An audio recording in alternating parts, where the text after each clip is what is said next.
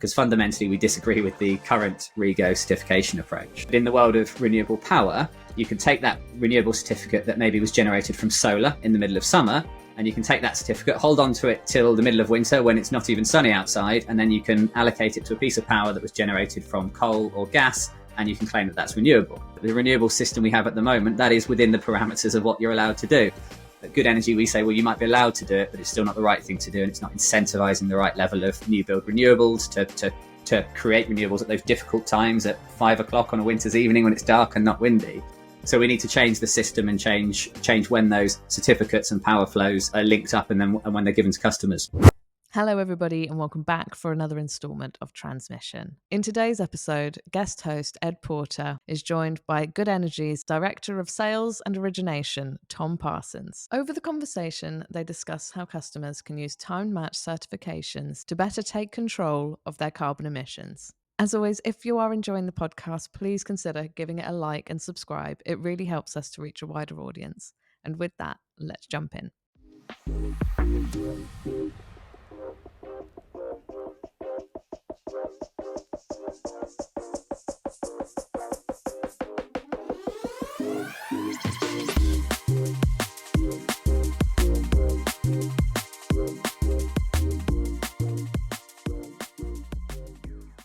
Hello and welcome to Transmission. I'm guest host Ed Porter, and today we've been joined by Tom Parsons from Good Energy. Welcome, Tom.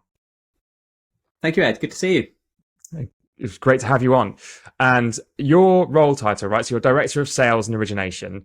I would love to start off by asking, because I've been asked this 1,000 times, what does origination mean? It's a great first question, and when I interviewed for this role, that was the first thing I had to look up: is what exactly was an originator, and what was I supposed to be doing in the job? But quite simply, it's the sourcing of renewable power across the UK. So there's literally tens of thousands of independent renewable generators across the UK, all the way from offshore wind farms down to a farmer with some solar panels on their roof. And you need people that can go out, understand the mechanisms for selling that power, putting it onto the grid, and getting it to homes. And that's what originators do. Okay, so a whole lot of hustle going on, making sure you're getting out, seeing people, getting those contracts signed, and people are getting good value for what they're generating, right? Yeah, and actually a load of those are farmers. So the farming community has been great for renewable generation in the UK. Everything from solar panels to putting wind turbines on their land, and then building biogeneration as well. Using the manure to create AD. It's absolutely fantastic. Oh, and we're T-minus 30 seconds into a podcast, and I can sense like a rabbit hole coming, because I would love to ask the question around like putting solar panels on less good quality farmland, and kind of where your views are on that. But maybe we can come back to that. Let's kind of just stay at the high level though to begin with. So just in terms of who Good Energy are and what the mission is, I would love to hear your take. Sure. So, I mean, our mission hasn't changed in 24 years. It's actually our 25th birthday next year, so watch out for the celebrations on that. But 24 years ago, we were set up with a really straightforward mission, which was to help combat catastrophic climate change. And that hasn't changed since then. How we get to that right now, our mission is, the way we reach that mission is to help 1 million homes and businesses in the UK decarbonize. And that's everything from sourcing renewable power for them to helping them with sort of energy services and the installation of assets that help them decarbonize, help them get off gas and utilize that renewable power. Mm-hmm.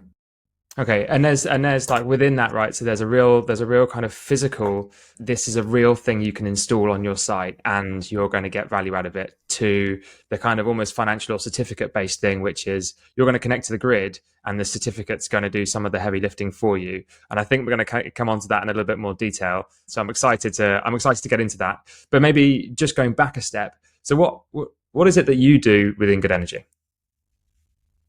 Yeah, so my teams are responsible for sourcing all of that great renewable power. So we've got about 2,500 independent generators across the UK. And that really is the foundation of Good Energy's business, is those renewable generators. And when I talk about the 2,500, that's businesses that are selling their power to us. As I said, lots of farmers earlier. There's some community energy schemes in there as well and things like that.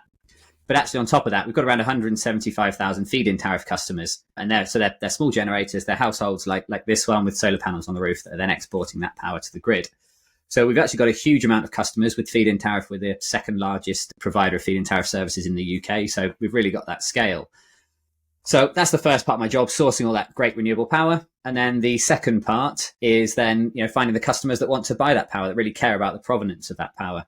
And you mentioned earlier that question around certification and the actual power flows themselves. And the difference about Good Energy from pretty much every other supplier in the UK is that we keep the power and the certificates together, which means if a supply customer wants to take the power from us, they know that the certificate, the Renewable Energy Guarantee of Origin, the REGO, has travelled with that power all the way along, and they can go back and find the provenance of the site that generated, whether it's a farm or whether it's a little hydro site at the base of Snowdon.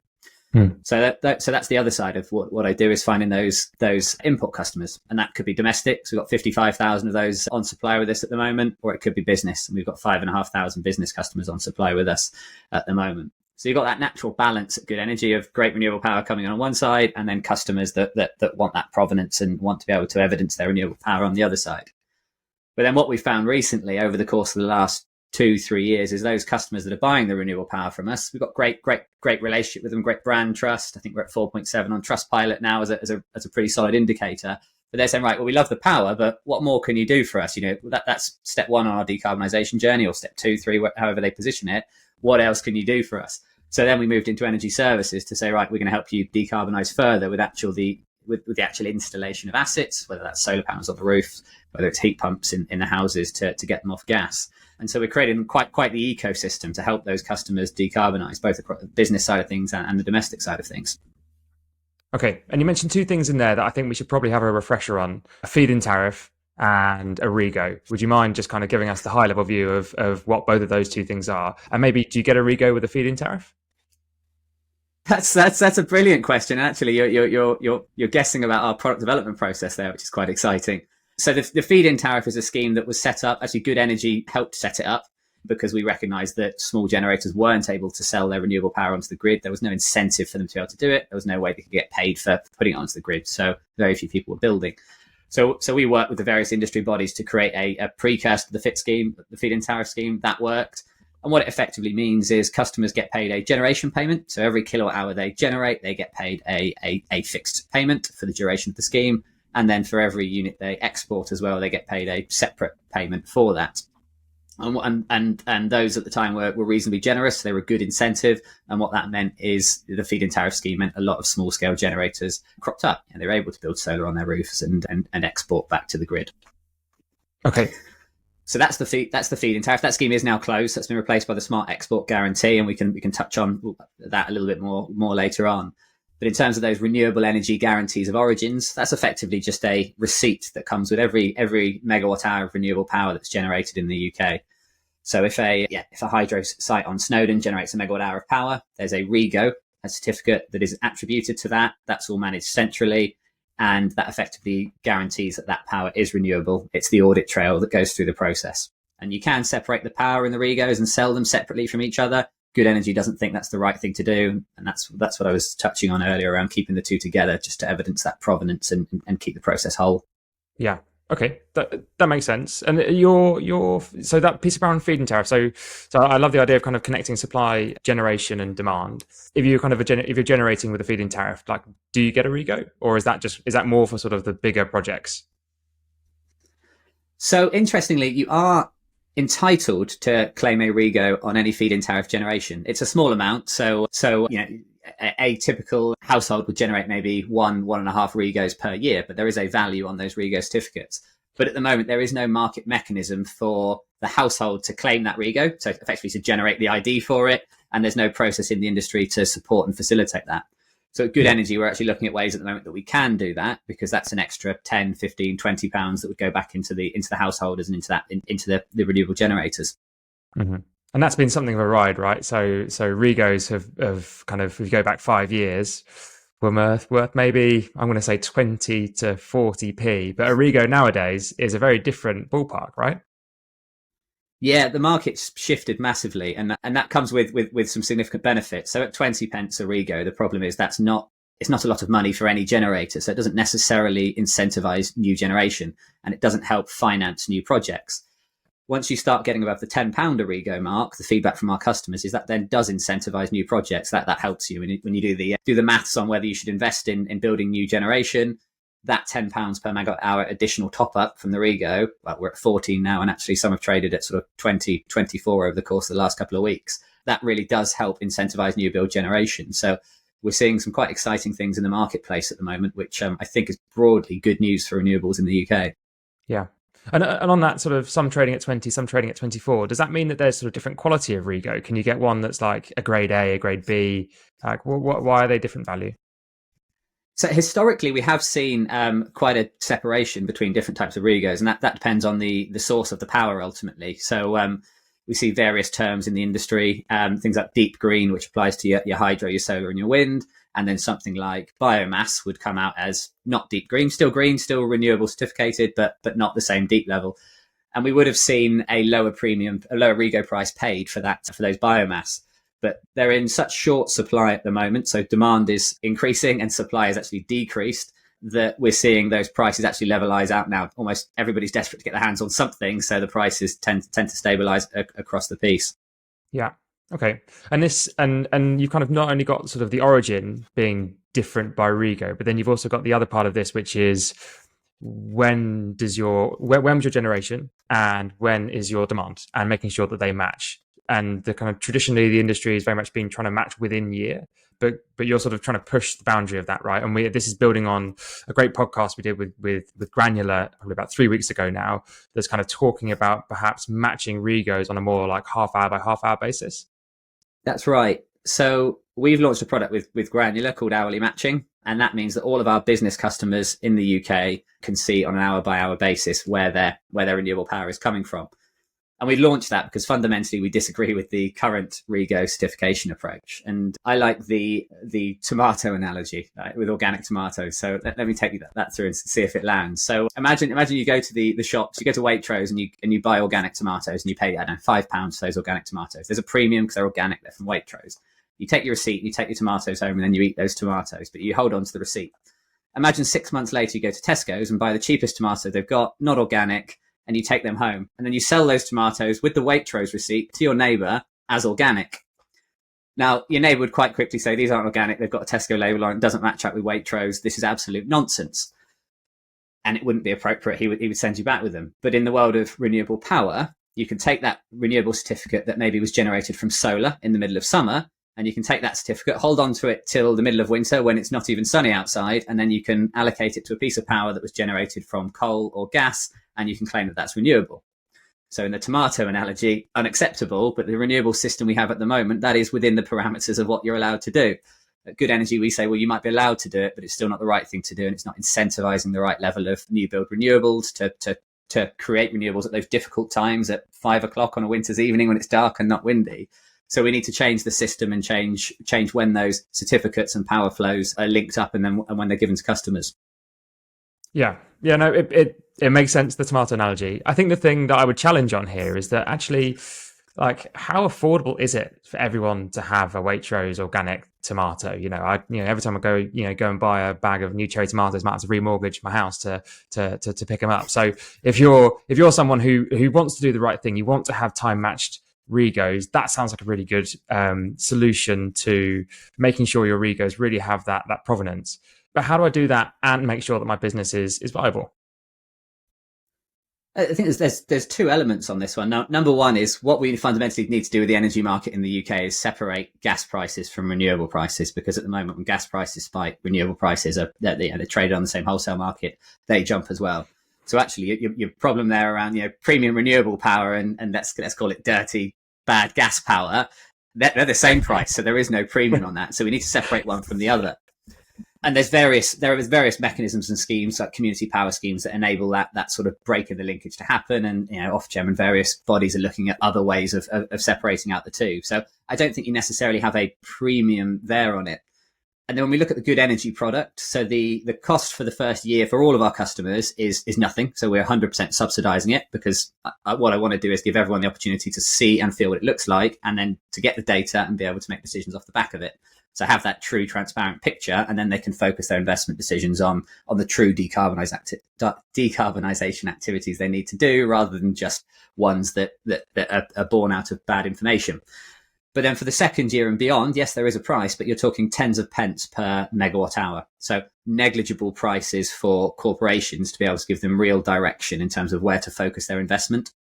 Okay. And the way I look at it is they're actually saving there's a opportunity cost that they're saving here, because at the moment they're spending lots of money on decarbonisation activities that may not be pointing in the right direction. What hourly matching enables them to do is then refocus that expenditure on things that will actually make a material difference both to the corporation and to UK PLC as a whole and our broader carbon footprint. Okay. So there are two really interesting parts of that. So one is kind of the section where you're sort of talking about actually let them get on and do the decarbonisation activities they really want to do. And for me, that's kind of crying out to like the physical, what can you install on your site type thing. And let's come to that, because I think that's super interesting.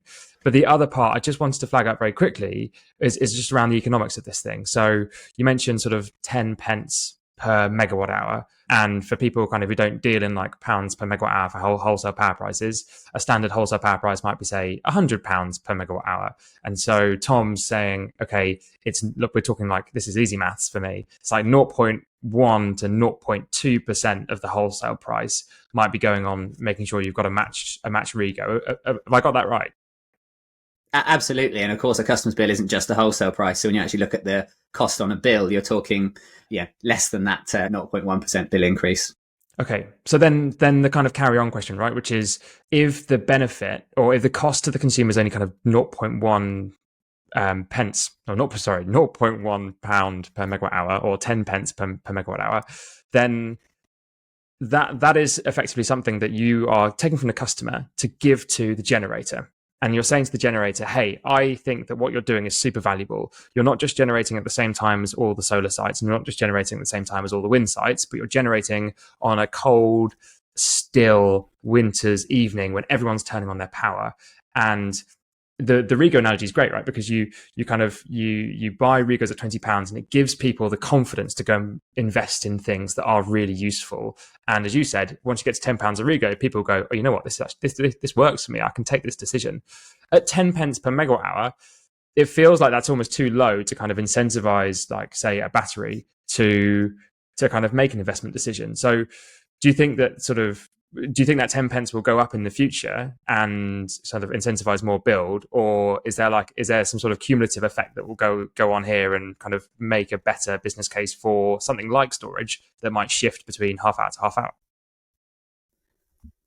For me, it's a rebalancing of the overall cost. So actually, the pence per megawatt hour we're talking about there is actually the administration cost. Really, it's the cost of the platform and doing that allocation and the balancing. But what that balancing allows us to do is to say, right, well, perhaps solar REGOs, and we're going to see more and more solar coming onto the UK grid, over the next decade. Maybe they're worth £9, maybe they're worth £10. The average at the moment is, let's say, 14, and solar REGOs are worth less because they're only covering that peak period. But perhaps a biogeneration, so anaerobic digestion REGO, is worth £25 because it's base load and it consistently performs throughout the day and throughout the night based on the manure or waste crops that go into it. So actually, it's about rebalancing where those REGO payments get made. And when you move down into the more granular certification, so you can actually say hour by hour, instead of saying solar's worth X and anaerobic digestion is worth Y, you say, well, if it was generated in the middle of the day in summer, it's worth really not a huge amount, but that's fine because the investment case for solar is actually still pretty strong even without these REGOs. But if it's a REGO that's generated 5 o'clock on a dark winter's evening, that REGO could be worth £500, £750. So it's that reallocation of value within the existing system that happens. So there shouldn't actually be an additional cost on customers. They can just focus their finances in the right areas. Okay, that makes sense to me. And the kind of reason why that question comes up is because I know a lot of people listening to this will be people who are investing in battery fleets or have battery fleets, and so they're looking at, okay, where can I get additional revenue from? And this sounds like something that could be really valuable for their site. So as that scheme takes off and you start to see volume coming through it, I'm sure you'll get lots of battery operators and owners who'd be very interested to find out more. Can I just ask one more about kind of the matching of REGOs? So what does the volume look like today? How many people do this? Is it kind of, are we talking about 0.01% of the market, or is this something that's actually growing really quickly? So when you say how many people do, you mean which suppliers are out there doing this in the marketplace?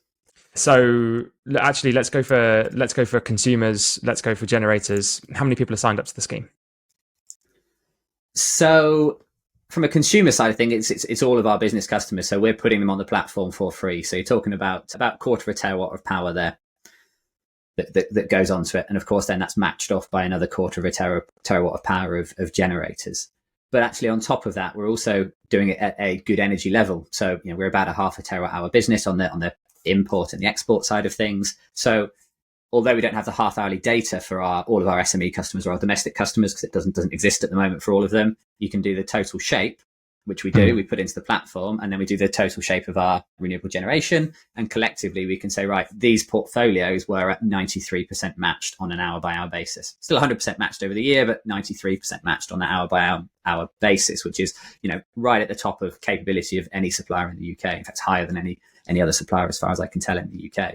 So yeah, we've got about half a terawatt of power on our books that are participating in this at the moment, that can see their score. And then when we look worldwide, there's the usual sort of tech players that are already doing it on a individual company level. So Google are pushing hard for it, Microsoft are pushing hard for it, and a number of others as well. But one of the really important things for me around this, and the reason we're doing it for every single one of our customers, is we don't just want to cherry pick, because what you could find doing, and actually what I think we'll probably see from some of our competitors going forwards, is they'll say, okay, there is value in this product. Consumers in the marketplace want to pay a premium for it. They want to see this level of data. So maybe they'll sell a contract to Microsoft that gives them that hourly matching, but the other 70% of their customers they don't give it to. And actually those 70% then suddenly get worse power, because all the good stuff's being reserved for Microsoft on an hour by hour basis. So you don't actually help the UK, the system or your contribution as a company to it. You just cherry pick, move things around, and create a premium product that you can sell to somebody who's trying to invest in it. Yeah. It's it is testament to people like Microsoft and Google that they have kind of innovated in this and pushed for it, and suppliers like yourself that are kind of that are pushing for it. It does move the needle. But I totally see what you're saying around, actually, if you take all of your sort of balanced power and then chuck it all over to one side of your portfolio, then you're just kind of fudging the other numbers, it seems. So the whole portfolio sort of approach seems like the only way to go. Now, to people outside of kind of the energy space, you said shape and demand shape and generation shape, and it would just be great to get just a couple of lines on what shape is and why. Like, when you say you're matching shape, what does that mean? Just simply, it means a curve. So how much electricity does an organization or an individual home need on an hour by hour basis? And you'll typically see a sort of a bell-shaped curve throughout the day for most organizations and for most households. And that's because at night a business is turned off, so we've got very little electricity consumption. And likewise, a household at night time, everything's turned off, and everybody wakes up in the morning, microwave goes on, kettle goes on, maybe the television goes on a weekend, and you start to see that consumption increase. So it's just making sure that for each of those periods, there is an equivalent amount of generation. So the generator shape is doing exactly the same as the household or business. Okay. All right, that's clear. And I think we've talked a lot about kind of the matching of certificates and making sure that businesses can kind of buy something that really kind of allows them to say to themselves or to their board or to whoever, actually, we are genuinely renewable because we've matched our shape and we've bought certificates that work on a half hour by half hour basis.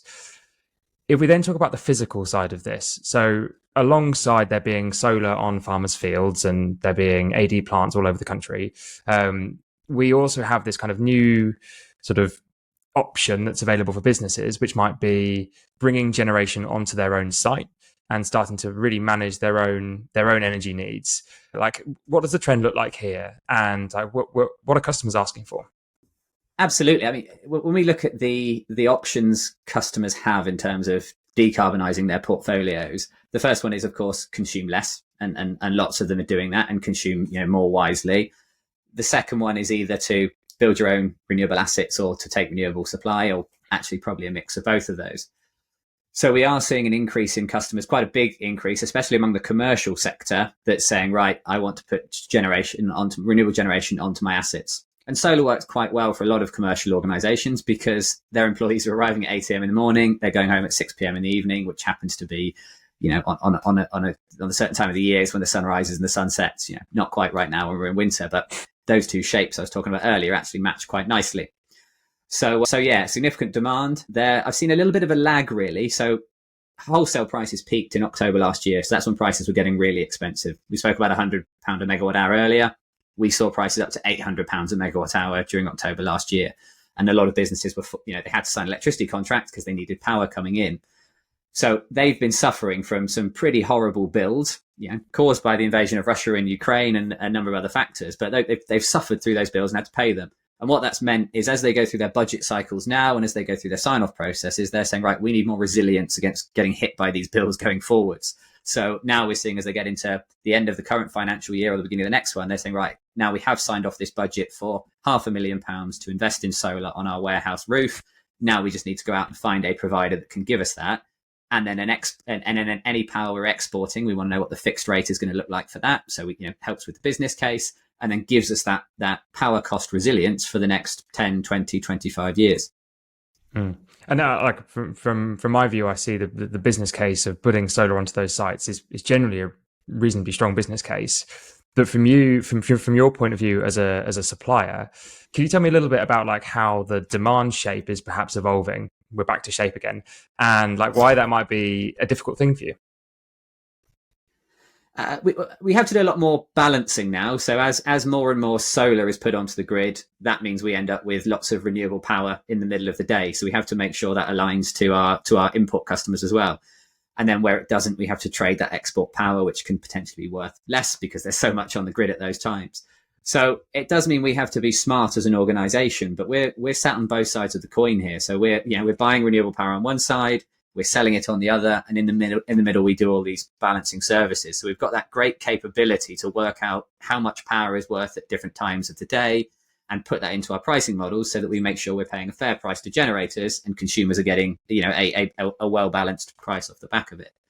And when we talk about generators and consumers, as you say, that could be the same organization. That can be a warehouse with solar on the roof. At 6 a.m, they're a consumer, and at 11 a.m. in the morning, they're a generator. And it's just balancing the two for them and making sure that overall their costs are as good as possible. Okay. And do you see many people? So a lot of people, I think, are looking at solar on rooftops, right? It seems like a bit of a slam dunk. But do you see many people kind of going the step further? So it's kind of, I want to put solar on my rooftop, but I also realize that in winter the sun goes down at 4:00, and I've got to, and the factory runs on until 6, and so I know I've got this 2 hours of additional demand that I need to meet. And I would love to meet more of it with kind of my own generation on site. Do you see people starting to look at, okay, I've got the solar, I want to stick on a battery as well, and I want to make sure that I can meet that 4 to 6 from my sort of battery on site? Or do you think that maybe they should look at actually just get a matched REGO and get it from grid? That's a much easier way of solving the problem. Yeah, we've got two parts of this, I think. So on a commercial side of things, yes, they're asking those questions and saying, right, what can I do about batteries for those shoulder hours when it's not sunny and we're still consuming?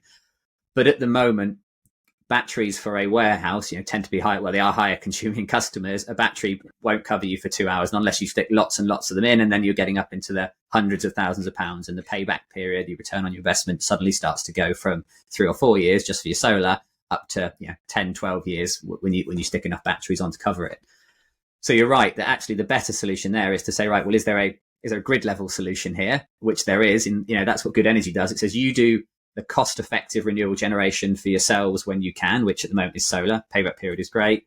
And when you can't do that, we will find you renewable power from across the UK that means across your 24-hour operating cycle, you're getting renewable power for as much of that as possible. But on the flip side, other customer base, domestic customers, we're seeing 80 to 90% of them taking batteries at the same time as solar. So even though, again, the payback period for a domestic customer does increase with the battery, they see more value in it because it actually gives them resilience as well. So yes, it helps them get renewable power in the shoulder hours. But actually, when we saw the storms roll through last week and cause quite a lot of devastation on the south coast of England, tens of thousands of homes without power, anyone that had a Tesla Powerwall battery installed was still able to run all their electrical assets in the house. And we've installed, I think, 300-400 of those so far. And it's quite an active community. And many of them are quite quick to come back to us and say, my house is the only one on the street that's still got power because the broader power's down. And there is devastation going around, but they're feeling quite smug that they made a choice that gave them that resilience. And I think we will carry on seeing that trend going forwards. Yeah, I think that for me, it's a really fascinating part of the energy sector, right? So someone might say, oh, look, it doesn't really make sense for people to go and deploy batteries on walls in people's homes. It's so difficult to get the contracts in place, put it in place, recoup the money from doing it. You have to roll out so much volume. It's so hard. But on the flip side of this, then whilst it might be quite difficult for like a big corporate to put lots of money into it, it's almost like the bank of mum and dad, right? You've kind of got this big pot of money and grid connections in terms of EV charging points and your Tesla that sits outside, maybe your battery that you've got at home as well. And actually, there's a big pot of grid connections and money and willing people to try and sort of make a change on a personal level, right? And so we kind of maybe sit back and we think about, oh, the corporates are doing this, but actually there might be a bit of a revolution going on within homes in the UK. So I'm kind of fascinated to hear that you're also working so much on that side of things. And I know we also wanted to kind of cover the solar savings side of things. So if you are someone who's taken the plunge and bank of mum and dad is kind of, you've decided this is where I'm going to stick my money, I've got some solar panels, but you can't use it all. Like, how does that work? I'm just thinking back to your bank of mum and dad. I'm trying to work out how I can get my parents to pay for additional assets in the house at the moment. So I'd be happy to take another battery. I've got the EV on the drive at the moment. So we launched our solar savings product only a matter of months ago now. And the purpose of that product is, again, it's innovation within quite a technical, complex area of the industry and quite a stagnant area. So the feed-in tariff scheme we spoke about earlier is closed. There's not much innovation going on it. Customers are getting paid a set amount for their generation and then a set amount for their export. The export rate is sort of 6 to 7 pence. And we looked at wholesale prices and we said, well, 6 to 7 pence doesn't seem very fair as an export rate anymore. Actually, it should be 15 to 20 pence. So we wanted to create a mechanism where those feed-in tariff customers could actually get access to much higher wholesale prices without creating any risk to their existing feed-in tariff contract, because those are quite valuable and they go on for sort of 20, 25 years. So there's two things we've done. So first of all is putting all of our feed-in tariff customers onto smart export. So the feed-in tariff scheme, when it was set up, there was an estimation within the industry that said, we're just going to pay we're going to assume 50% of your generation is exported. So half of what you generate will come out to the market and we will pay you 7 pence for that 50%. And so we did some analysis at Good Energy and we realized actually people exported on average about 60%. So they're getting shortchanged for effectively what they're getting paid. So we flipped all of those customers with smart meters, because you need that data, onto smart export. And that means they're getting a 20% increase in their payments. Now, for an individual customer, that's about £20 a year, but there's literally nothing they need to do to enable that. We've done it so far. We've done it for about 54,000 customers now have been moved over onto that product. So you're talking quite a lot of extra value, and you think that £20 across 54,000 customers. But then we move into the really exciting things, moving beyond just that smart export and that sort of technical change onto our solar savings product. And we designed this product to cover both those feed-in tariff customers, but also actually customers that miss the feed-in tariff because it's closed and technically fall under the smart export guarantee scheme at the moment. So for feed-in tariff customers, we move them off of that 6-7 pence rate. It varies a bit depending on when they signed up and what inflation is. And we've put them onto a 15 pence a kilowatt hour export rate. So that means they're getting paid over double for what they were previously. And that stacks up to about £100 per customer across the year. So now we're starting to get into numbers that are actually reasonably material for a customer. And then those customers that installed their solar, and it predominantly is always solar, so they've installed their solar after the FIT scheme closed. Once the solar installation is done, you're not getting paid anything. There's no guaranteed mechanism for you to get paid for that. You have to go to a supplier and agree a smart export guarantee rate or an equivalent rate. And the average in the UK is about 5 pence a kilowatt hour, so even lower than that FIT payment I was talking about earlier. But again, we flip them onto a 15 pence a kilowatt hour. Anyone that signs up with us, anyone that actually installs through Good Energy, so has the solar panels installed through our team and then a battery put in as well, we pay out 20 pence a kilowatt hour. So that adds up to about £100 increase per year per customer for that product as well. And when you start to stack that up across tens of thousands of customers across the industry, then you're literally creating sort of millions of pounds of additional value and incentives for customers to go out and install renewables on their households. And there's an interesting nuance in our marketplace of particularly around the feed-in tariff scheme. So a lot of the rooftops were actually leased out. So you'd almost have a rent-a-roof scheme where, as a household like me, a company would say, we want to put panels on your roof. You consume from the panels in the day, and anything that's exported, we as the company own. And it was quite attractive for individuals to do that. And so you've got lots of portfolios of households, 10, 15,000 sites, all stacked up under the same, generally an investment group, whether that's a pension company or a fund manager, etc.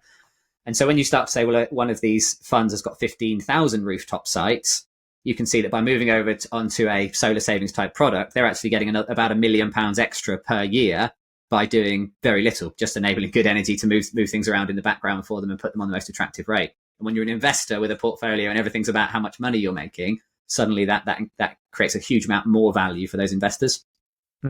Oh, this space is kind of incredible to me, right? We go from the sort of early feed-in tariff rates and the sort of interesting business models that you have, like renting a rooftop type thing, and then bundling that all together for sort of large investment funds, through to, okay, we're now starting to get much more solar online, and we now have businesses like Microsoft and Google that want to have half hour by half hour balanced REGOs to make sure that they're getting sort of a full green supply. And we've also, at the same time, we've got all these businesses that are going, hey, with the invasion of Ukraine by Russia last year, I don't want to be paying £700 per megawatt hour. I actually want to take some of this back, and I just want to have solar resilience and maybe battery resilience on my home. The space seems to be changing so fast, and it's a sort of very exciting place to be. But I am sure that if we kind of go forward 10 years and look back on where we are now, things are going to be very different again. So a huge amount of change. Within the podcast, we like to wrap up with two key questions. And so the two key questions would be, the first one would be, is there anything that you'd like to plug? The big one for me is good energy really is that generator's best friend. We've been doing it for very close to 25 years now. We enabled the mechanism for generators get paid. We've got so many great customers, and we do a series on YouTube called Meet the Generator, and that gives some of our generators that we're happy to talk about good energy and what we do with them. We've just got so many great generators, so many great brand ambassadors across domestic and business, that I think it's something that I'd encourage anyone that is generating to take a look at good energy, see if we align to the ideals, because as you say, they've often built the assets for a financial return, which we can do, but actually for how does this help the planet return? And good energy is right at the forefront of that. So yeah, we find a lot of customers aligned to those brands and want to be a part of our story going forwards. Okay, I love it. And the second part of the ending would be around your contrarian view. So is there something that you believe that a lot of the industry doesn't? It certainly was a contrarian view. I think actually the industry is catching up. So I've spent 15, 16 years now trying to decarbonize both personally and businesses and consumers around me. And one of the things that's sort of riled me during that time is carbon offsets. So my view is that in the majority of cases, carbon offsets do not add material value, so they don't help us decarbonize. They're missold to organizations, and they're just another form of greenwashing, which has become pretty insidious in the industry as a whole. And it really derails the ambition to get to net zero.